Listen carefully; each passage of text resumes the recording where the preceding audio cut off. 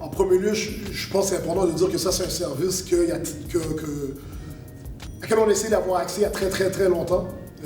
Parce qu'au niveau des athlètes avec lesquels on travaille, donc c'est quand même des athlètes qui évoluent dans un niveau élite, la préparation physique est un outil qui peut avoir un impact sur leur performance, mais également un impact surtout au niveau des blessures. Parce qu'au fond, la raison primordiale pour laquelle on voulait avoir accès à ce service-là, c'est que dans les dernières années, on a eu vraiment une augmentation des blessures, surtout au niveau de nos équipes féminines. Puis on parle souvent au niveau des articulations, qui sont au niveau de la cheville, surtout au niveau des genoux.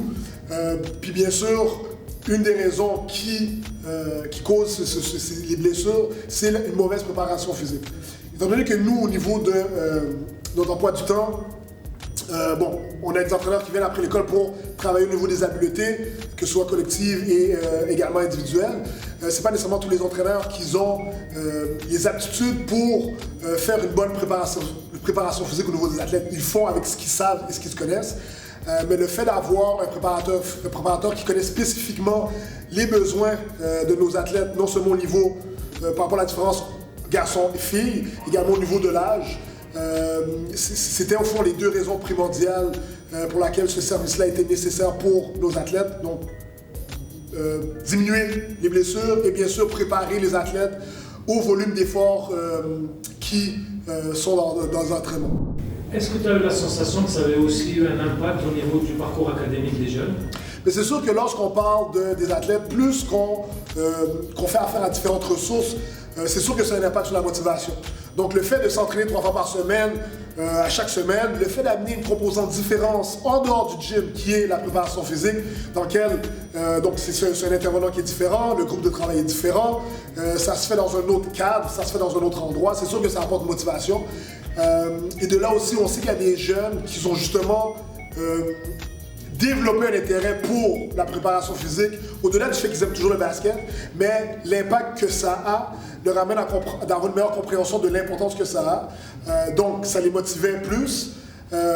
Et également au niveau de la performance, le fait de voir une différence au niveau de la performance, de voir une différence au niveau des blessures, et juste au niveau de la charge de travail que les athlètes étaient maintenant capables de supporter. Donc c'est sûr que au niveau motivationnel, bon, c'est un impact.